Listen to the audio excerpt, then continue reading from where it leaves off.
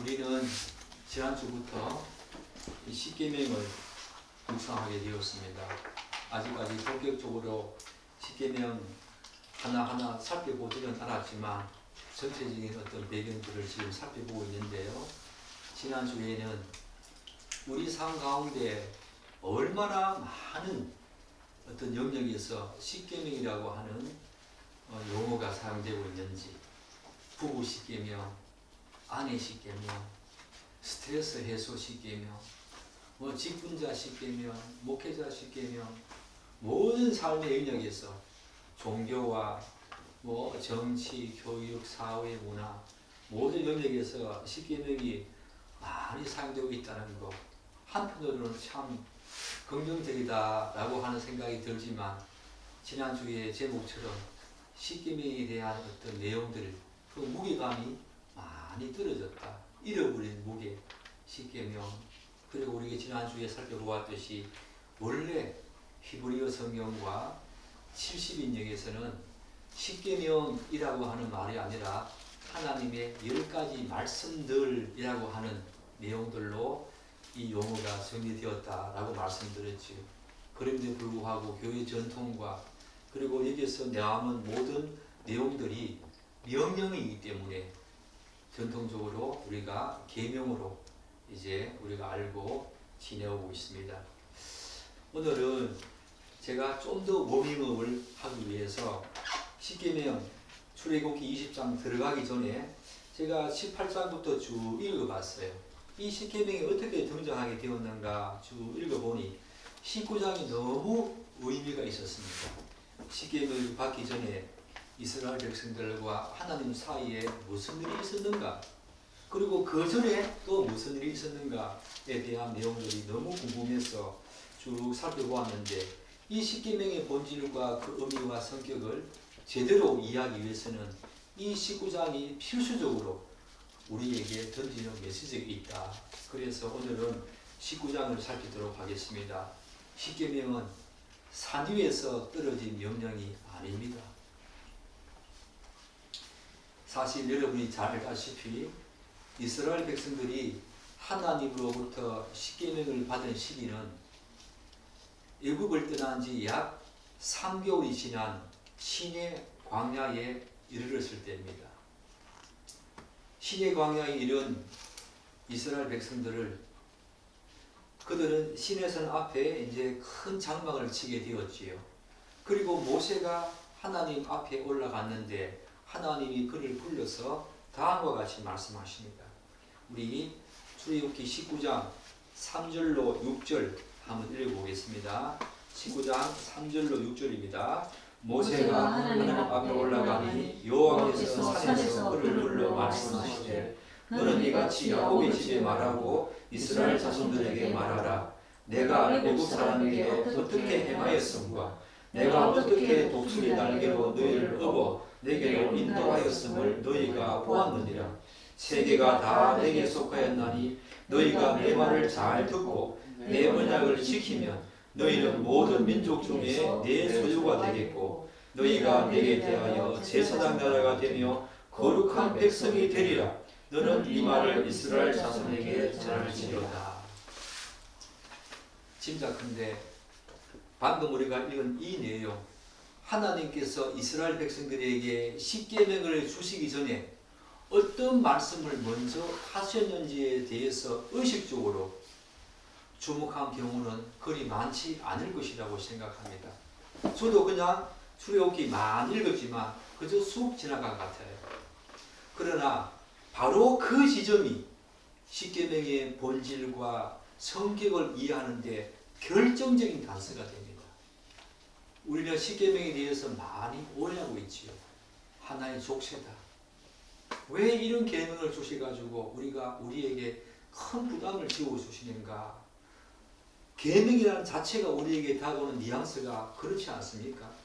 그런데 이 19장을 쭉 보면 절대로 그렇지 않다는 겁니다. 한 걸음 더 나아가서 성경 전체를 관통하는 구속의 질서, 다시 말씀드려서 구원이 먼저이고 율법은 그에 대한 언약적 응답이라고 하는 이 놀라운 원리가 19장에서 작동합니다. 그래서 19장이 너무 위대한 장이다. 저는 그렇게 생각합니다. 물론 이 원리는 이미 창세기에서 선명하게 드러나지 않습니까? 창세기 15장 그리고 창세기 6장에서 9장에서 하나님이 아브라함과 노아에게 은혜로 구원하시겠다는 약속을 보여주셨습니다. 그렇지만 이 출애굽기 19장이 그런 장들과 무엇이 다른가 라고 하는 것을 우리가 살펴야지요. 무엇이 다릅니까? 여기서는 19장에서는 언약적 구원 사건, 실제로 구원한 사건, 그리고 언약을 선언합니다. 그리고 율법을 수여하는 것이 20장에 나오지요. 이는 하나의 긴밀한 구조 안에서 명확하게 연결되어 제시되는 것이 바로 19장의 독특한 장면입니다. 하나님은 이미 애굽에서 이스라엘을 구원하셨습니다. 그리고 홍해를 건너게 하셨고 광야에서 그들을 보호하셨습니다. 그리고 시내산에 이르러서 이렇게 말씀하십니다. 아까 읽었던 내용인데 19장 4절 제가 다시 한번 읽겠습니다. 내가 애굽 사람에게 어떻게 행하였음과 내가 어떻게 독수리 날개로 너희를 업어 내게로 인도하였음을 너희가 보았느니라. 사랑하는 여러분, 애굽 사람에게 어떻게 행하였음과 이것이 무엇을 의미하겠습니까? 바로 출애굽할 때에 애굽 사람들에게 내린 10가지 재앙 아닙니까? 여기에는 하나님께서 이 말씀을 하시는 그 어떤 배경을 보면은 그들을 애굽에서 구원하인 그 놀라운 사건에는 어떤 공로와 조건도 제시되지 않습니다. 내가 너희들이 이러했기 때문에 내가 애굽에서 너희들에게 구원하지 않았느냐 라고 말씀하시지 않습니다. 이스라엘은 아직 율법을 받기 전이었고 당연히 그것을 지키지도 못한 상태였지요. 그럼에도 불구하고 하나님은 먼저 그들을 애굽에서 건져내셨다. 이 말씀을 먼저 선포하십니다. 출애굽은 순종의 대가가 아닙니다. 전적인 은혜의 선물이었습니다. 출애굽은. 이 지점에서 우리는 복음과 율법과의 이 관계를 질서를 분명히 보게 되지요. 구원이 먼저입니다. 하나님의 은혜가 먼저입니다. 율법은 그 다음입니다. 계명은 그 다음입니다.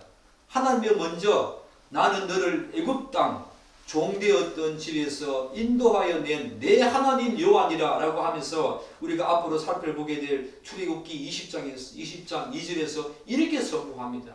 하나님이 누구신지 먼저 선포한 다음에 십계명이 주어지는데 19장에서도 동일하게 내가 애굽 사람들에게 어떻게 행하였음을 너희가 보았지 않았냐 라고 하는 이 구원의 놀라운 사건을 먼저 선포한다는 것입니다.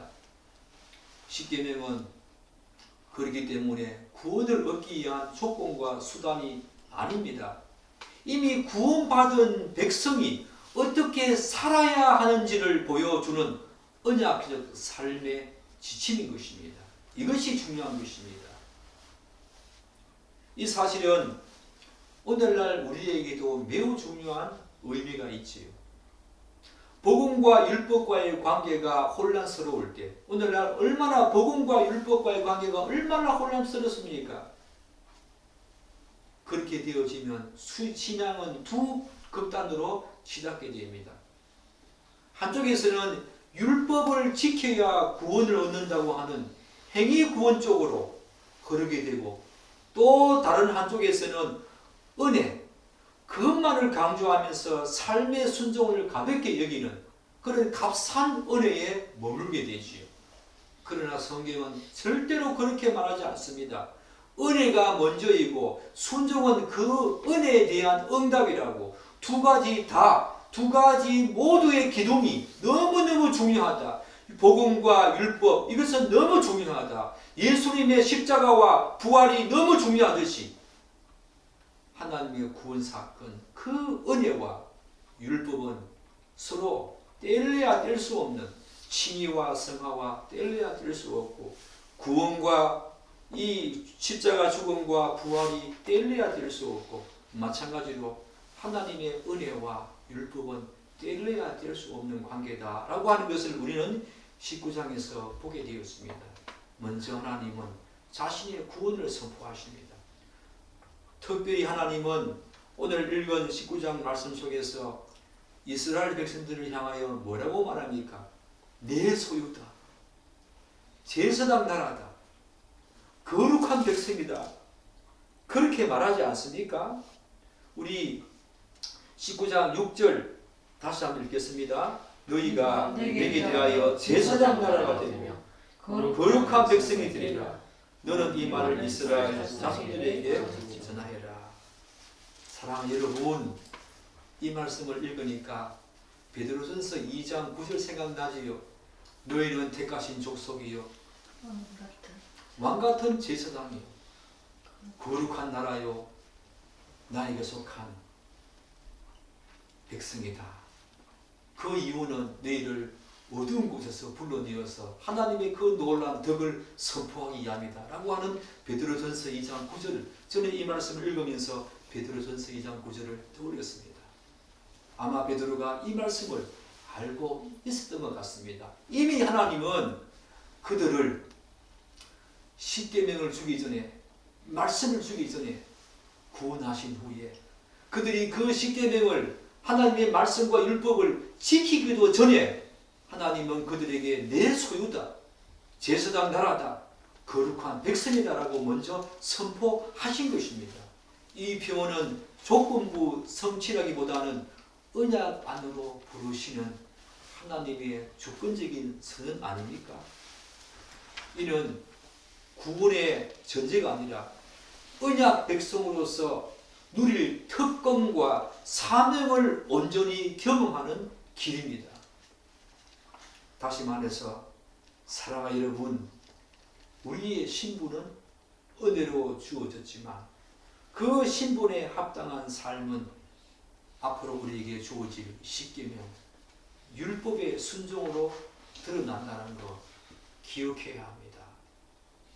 너무너무 중요한 내용입니다. 따라서 십계명은 하나님과 무관하게 제3자에게 주어진 것이 아니지요.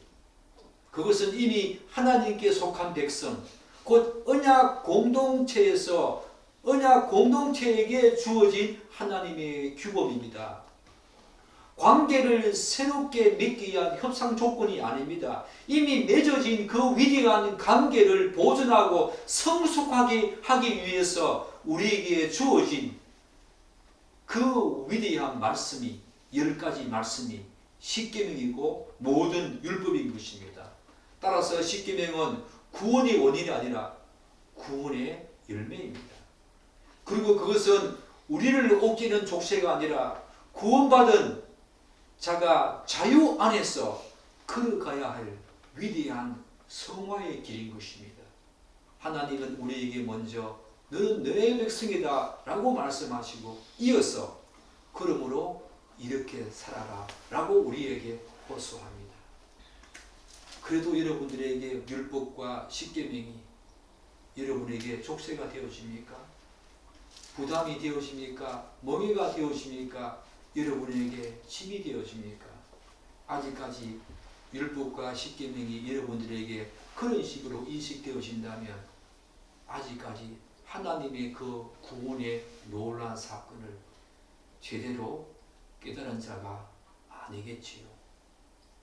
그렇다면 오늘 말씀을 보면 이스라엘 백성들은 이 하나님의 말씀에 어떻게 반응했는가? 그들은 다음과 같이 반응합니다. 우리 다 같이 19장 8절 한번 읽어보겠습니다. 백성이 일제히 응답하여 이르되 여호와께서 명령하신 대로 우리가 다 행하리이다.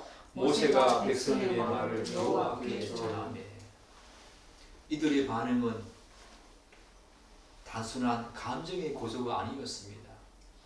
하나님의 그 언약적인 그 발표에 대한 언약적인 선언에 대한 분명한 동의의 표명이었습니다.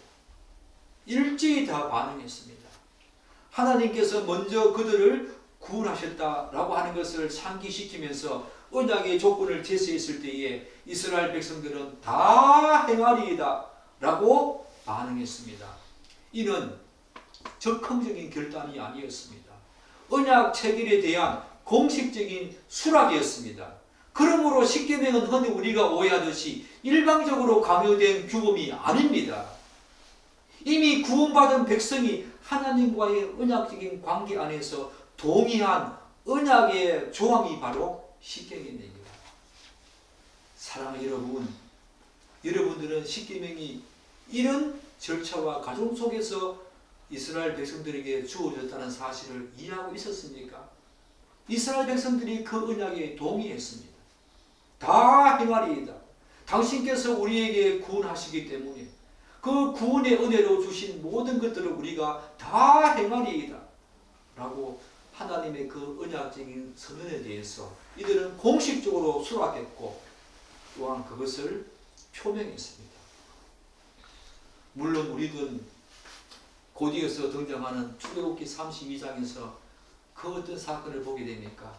금송아지 사건을 보게 됩니다.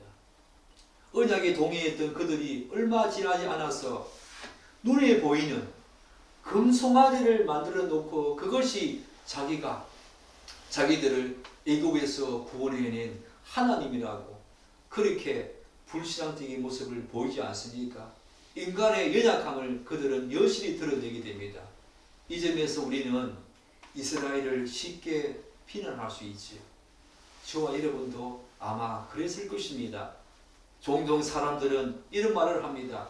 그토록 큰 기적과 표적을 보고도 어떻게 저럴 수 있는가? 라고 하면서 이스라엘 사람들을 정죄하고 비난하기에 일쑤지요. 그러나 성경은 인간이 아무리 위대한 기적을 보고 표적을 경험했다고 하더라도 자동적으로 신실해진다. 자동적으로 성화가 되어진다. 자동적으로 하나님의 거룩한 백성으로 되어진다는 사실을 성경은 절대로 지지하지 않습니다. 그것은 오늘날 벌어지고 있는 수많은 신사동 운동과 은사 운동이 얼마나 잘못되었는가.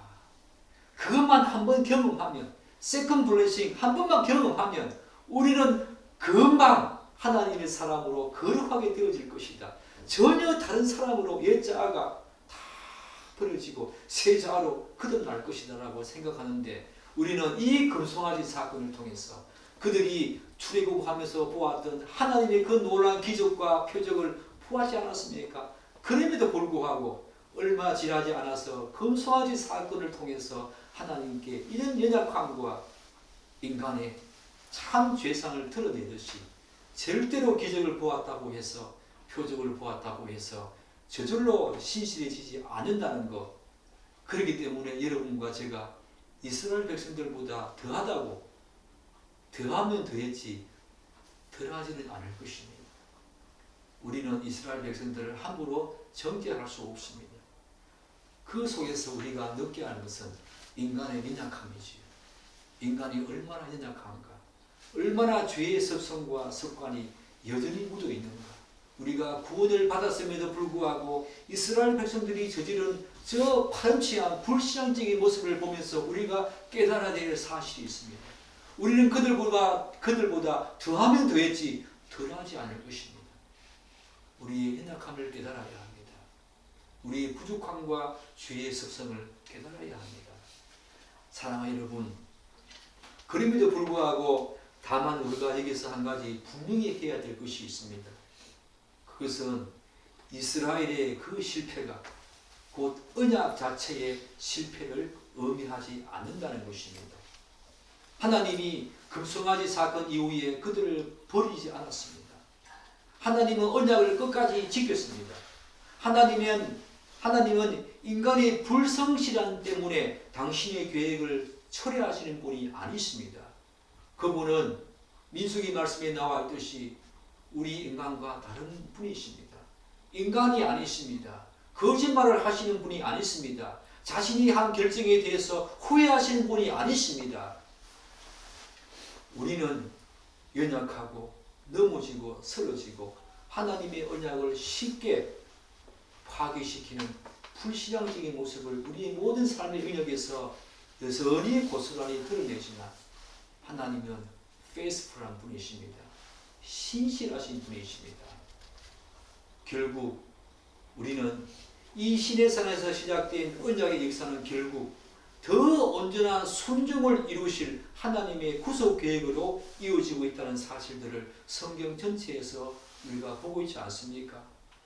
그런데 우리가 좀 더 본격적으로 살펴볼 내용은 바로 이것입니다. 출애굽기 19장에서 하나님의 언약 체결에 동의한 이스라엘 백성들에게 하나님께서 반복적으로 강조하시는 사항이 있습니다. 19장 10절을 한번 보십시오. 19장 10절 읽겠습니다. 여호와께서 모세에게 이르시되 너는 백성에게 가서 오늘과 내일 그들을 성결하게 하며 그들에게 옷을 빨게 하고, 우리 14절 다시 읽겠습니다. 모세가 산에서 내려와 백성에게 이르러 백성에게 성결하게 하니 그들이 자기 옷을 빨더라. 우리 22절 다시 읽겠습니다. 또 여호와에게 가까이 가는 제사장들에게 그 몸을 성결하게 하라. 나 여호와가 그들을 칠까하노라. 무엇이 계속해서 반복되어 강조되었습니까? 성결하게 하라.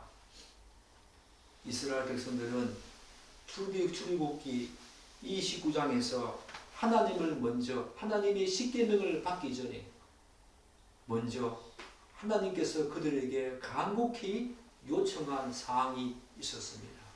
너희 몸을 성결하게 하라. 이 명령은 매우 중요합니다. 왜냐하면 이 점은 율법을 주시기 전에 곧 하나님께서 친히 강림하셔서 말씀하실 순간이기 때문입니다. 이게서 성결하라 이 말은 그들이 도덕적으로 완전하거나 죄 없는 상태에서 나에게 나오라 그런 말이 아니지요. 아마 그런 조건이었다면 한 사람도 하나님 앞에 설 사람이 없었을 것입니다.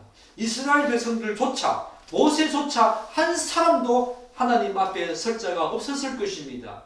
또한 하나님께 나아가기 위한 인간 스스로의 어떤 공로를 쌓으라는 요구도 아니지요. 오히려 이 명령은 무엇입니까? 바로 거룩하신 하나님께서 정하신 방식과 질서에 따라서 나오라고 하는 하나님의 요청입니다.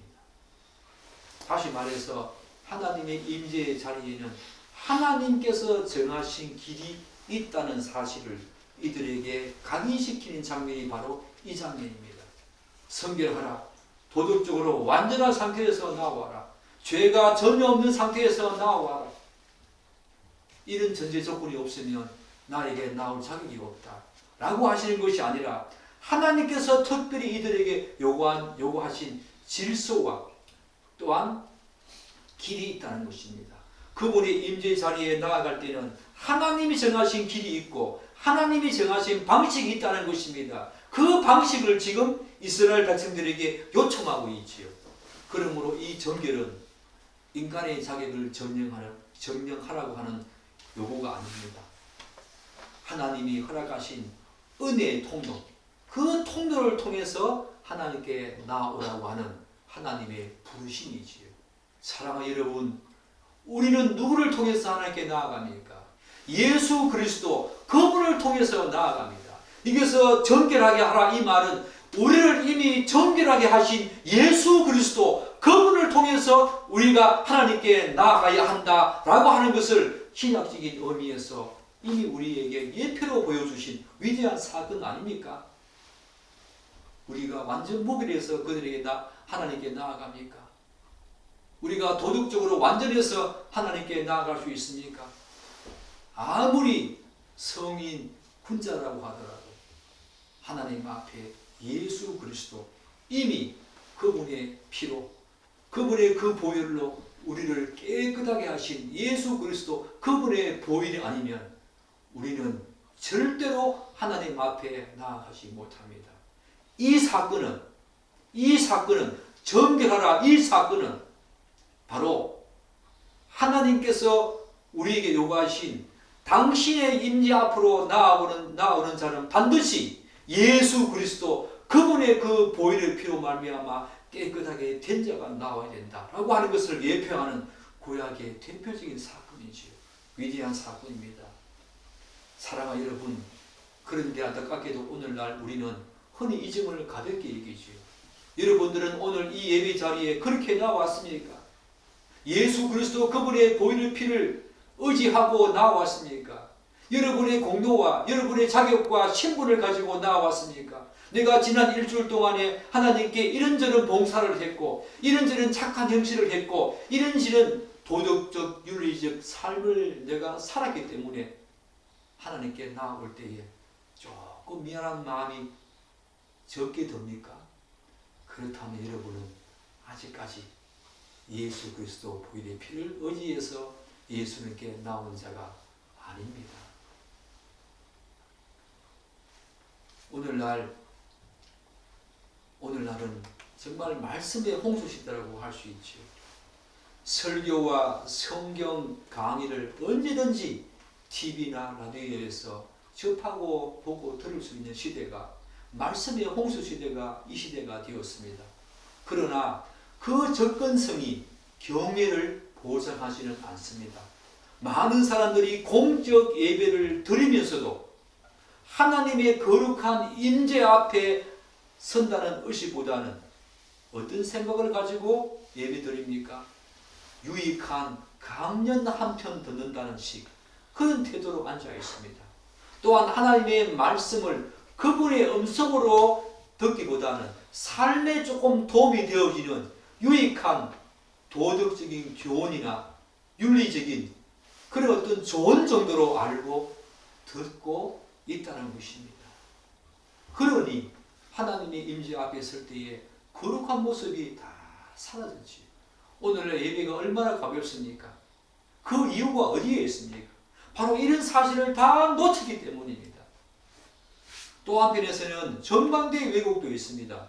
예수 그리스도의 보혈과 성령의 도우심을 의지하기보다는 자신의 열심과 경건과 봉사, 헌신을 내세워서 하나님 앞에 서려고 하는 태도이지요. 그러나 하나님 앞에 설 수 있는 유일한 근거는 예수 그리스도 그분의 보혈의 피, 은혜입니다. 우리의 정결은 아무리 몸을 깨끗하고 목욕을 1000번 만번 한다 하더라도 정결할 수가 없지요. 그리스도 안에서 주어진 은혜, 그 안에서 우리는 정결할 수 있는 것입니다. 그 보혈의 피를 의지해서 오늘도 이 자리에 나오지 않았습니까? 예배는 예배당에서 시작되지만 삶 속에서 완성되어집니다. 우리가 그걸 흔히 삶의 예배라고 하지 않습니까? 왜냐하면 하나님이 요구하시는 정결은 이례적인 행사나 의식이 아니지요. 전 존재의, 우리의 전 존재의 방향 전체가 전환되는 것이 바로 예배입니다. 공적인 예배 한 번, 여기서 이례적으로, 단편적으로, 의식적으로 드리는 것이 바로 하나님이 요구하시는 예배가 아니라 우리의 삶 전체가 드려질 때에 그것이 하나님께서 정말 우리에게 요구하시는 예배 아닙니까? 삶의 전체적인 전환이 필요한 것, 우리 모든 삶의 영역에서 드리는 것이 바로 참된 예배입니다. 우리의 영혼과 몸과 인격과 감정과 의지와 모든 것들이 하나님께서 합당하게, 하나님께서 받으시기에 합당하게 준비되어지는 삶, 그것이 성경이 말하는 거룩이고 예배입니다.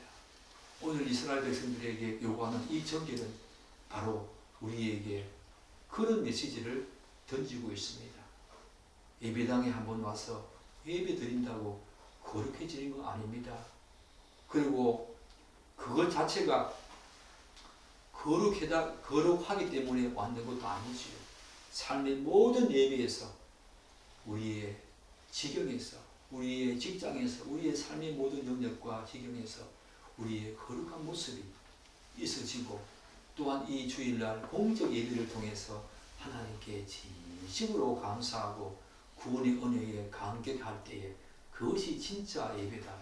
말씀이 듣기 전에, 목사님으로부터 선포되어지는 말씀을 듣기 전에 바로 이런 내용들이 있어야 한다는 사실을 우리는 19장에서 알 수 있지요. 사랑하는 여러분, 여러분에게 한 가지 더 강조할 내용이 있습니다. 그게 뭐냐면은 우리 19장 12절 한번 읽어보겠습니다. 19장 12절 너는 백성을 위하여 주위에 경계를 정하고 이르기를 너희는 산과 산에 오르거나 그 경계를 침범하지 말지니 산을 침범하는 자는 반드시 죽음을 당할 것이다. 하나님께서는 그들에게 먼저 정결을 요구하셨고 선을 정해 놓았습니다. 그 선 너머로 너희들이 백성들이 넘어오는 백성들은 하나님 앞에 죽임을 당할 것이라고 이렇게 선포합니다. 하나님 아버지 얼마나 우리에게 무서운 경고를 하십니까? 이 장면은 단순한 안전장치, 그냥 경찰들이 어떤 범죄를 저질렀을 때에 폴리스 라인 치는 그런 라인, 안전조치 이상의 의미를 지닙니다. 그 선을 넘게 되면 죽음을 맞이한다는 것입니다. 산에 임하시는 하나님의 거룩은 실제적입니다. 만약에 하나님의 그 임재가 실제적인 것이 아니라 추상적이고 또한 개념적이라면 이스라엘 백성들은 그 선을 넘어도 된다는 것입니다. 그러나 그 순간에 하나님은 실제로 그 시내산에 임재하시는, 실제적으로 임재하시는 하나님이심을 이 부분에서 하나님은 분명히 전가하고 있습니다. 그 임재는 결코 가볍게 다루어질 내용이 아니지요. 시각적으로 보여주는 상징인 장면인 것입니다. 따라서 우리가 붙들어야 될 핵심적인 내용은 바로 이것이지요. 하나님의 거룩은 접근 불가능한 폐쇄성이 있는 것이 아니라 하나님이 정하신 방식 안에서 허락되어지는 거룩이라는 것입니다. 하나님은 결코 숨어 계시는 분이 아니십니다. 하나님은 결코 우리 뒤에서 숨어서 어느 곳에만 계시는 분이 아니십니다. 하나님의 그 임재는 언제나 하나님의 질서 안에서 경험되어져야 합니다. 그 거룩은 열려있지만 무제한적으로 개방되어 있지는 않다는 것입니다. 특별히 19장 21절 한번 읽겠습니다. 21절입니다. 여호와께서 모세에게 이르시되 내려가서 백성들을 다시 한번 경고하라. 백성이 밀고 들어와 나 여호와에게로 와서 보려고 하다가 많이 죽을 까 하노라. 이것은 놀라운 말씀입니다. 보려고 하다가 많이 죽을 까 하노라라고 경고하십니다. 주목할 문제는 여기서 문제 삼으시는 것이 노골적인 반역이나 불신앙만이 아니라는 것입니다. 죽는 자가 하나님 말씀 앞에 노골적으로 반역하거나 불신앙적인 모습을 보이는 자만이 죽는 자가 아니라는 것입니다. 단지 보려고 한다는 그 자체가 위험이 될 수 있다는 것입니다. 이는 악의적인 의도뿐만 아니라 분별되지 않은 열심과 종교적 호기심이 역시 하나님의 거룩함을 침범할 수 있음을 보여주는 위대한 장면입니다. 따라서 이 경계는 악한 자를 막는 장치일 뿐 아니라 경외심이 없는 접근을 제한하는 장면이기도 하지요. 이 원리는 오늘날도 여전히 유효합니다. 제가 한번 말씀드려 볼까요? 하나님께 나아가는 길은 인간 스스로 설계할 수 없습니다. 만일 누구든지 어떤 방식으로든지 자유롭게 하나님께 접근할 수 있다면 하나님은 더 이상 절대적으로 거룩하신 하나님이 아니시지요. 그분은 지존하신 분이 아니시지요. 그분은 우리의 만왕이 되지 못합니다. 성경은 일관되게 하나님께 나아가는 길을 하나님 자신이 정하신다고 말씀하십니다. 오늘 이 지점에서 우리는 교회 안팎에서 나타나는 일부 관상주의적, 신비주의적 경향을 신중하게 분별해야 합니다. 물론 역사적으로 기독교 이 교회사 속에서는 수도원을 중심으로 온갖 신비주의, 관상기도가 많이 유행했습니다. 클레멘트, 오리겐, 그레고리 그런 분들도 관상기도에 이 플라톤의 이원론과 플라톤의 영원 상속론을 받아들여가지고 우리가 잘 알고 있는 클레멘트, 오리겐, 그레고리 그런 위대한 교부들도 관상기도에 심취했던 그런 분들이었습니다. 역사적으로 기독교 전통 안에서도 묵상과 관상의 흐름이 계속 있어 왔습니다. 그러나 모든 것을 다 문제 삼고 싶지는 않지만 문제는 모든 관상이나 영적 체험 그 자체가 아니라 그것이 성경의 특별 계시와 분리될 때입니다. 만일 하나님의 말씀이라는 객관적인 계시를 넘어서 혹은 그것을 대체하여 인간이 직접 하나님을 직관적으로 파악하거나 적극적인 합의를 추구한다면 그것은 성경이 말하는 그 토대 위에 그분을 보고자 하는 일이 아니지요. 오늘 저는 이 말씀을 묵상하면서 관상기도와 신비주의적 그냥 하나님의 객관적인 말씀, 특별 계시를 벗어나서 자기들 마음대로 하나님과 합의를 하고자 하는 오늘 이 19장에서 뭘 합니까? 나를 보려 하다가 죽을까 하노라. 우리는 하나님을 볼 수 없습니다. 그분과 동일한 본성, 동일한 존재가 될 수 없습니다. 그러나 관상기도와 수많은 신비주의자들은 하나님과 동일한 존재, 하나님과 동일한 본성을 가질 수 있다고 생각합니다. 영혼 상승론을 통해서 하나님과 합일하게 되어지면 우리는 조심해야 합니다. 정말 조심해야 합니다. 하나님을 더 알고 싶어하는 열망 자체는 귀한 거지요.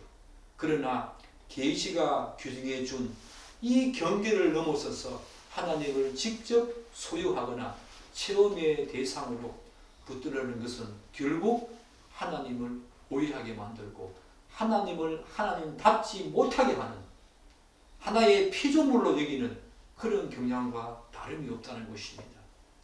개인적인 욕구의 만족, 욕구의 충족에 불과하다는 것입니다. 하나님을 많이 왜곡하는 위험한 행위인 것이요.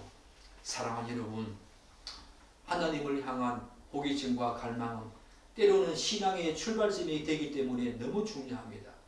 그러나 무분별한 종교적 열심과 계시를 벗어난 접근은 하나님을 더 깊이 아는 것이 아니라 오히려 하나님을 왜곡하는 그런 길이 될 수 있지요. 사랑하는 여러분, 이 사건 이후에 하나님이 우리에게 십계명을 주십니다. 이 십계명을 대할 때 여러분 어떤 자세로 대해야 할지 어렴풋이 짐작이 가십니까? 정기를 해야 합니다. 하나님의 말씀을 대할 때는 정기를 해야 합니다. 그리고 그분의 말씀 앞에 나아갈 때는 예수 그리스도 그분의 보혈을 의지해야 합니다. 또한 그분께 나아갈 때는 하나님이 정하신 방식이 있습니다. 하나님이 정하신 과정과 절차와 방법이 있다는 것입니다. 그 방법을 무시하고 성경대로 성경이 말씀하신 대로 나아가야지 자기 주관적으로 자기 생각과 판단으로 하나님을 만나려고 하는 것은 하나님의 말씀을 대면하려고 하는 것은 너무 위험하다는 것입니다. 저는 십계명을 대하기 전에 오늘날 수많은 사람들이 거룩한 모습들 성화에 왜 실패하는가? 바로 십계명을 받기 전에 이스라엘 백성들에게 하나님께서 요구하셨던 이런 내용들에 대한 가벼운 생각들, 그런 것들이 우리에게 많이 스며들어 있다. 우리의 기독교적인 신앙과 삶 속에 너무 많이 스며들어 있다는 생각을 하게 되었습니다.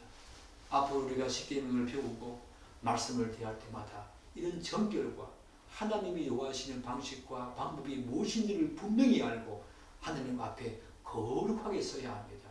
공적 예배 일회성으로 단회적으로 그렇게 거룩하다고 하나님께 예배 드리는 것이 아니라 모든 삶의 예배에서 정결한 모습으로 살아갈 때에 하나님의 공적 예배, 우리가 드리는 그 공적 예배도 하나님이 받으시겠지요.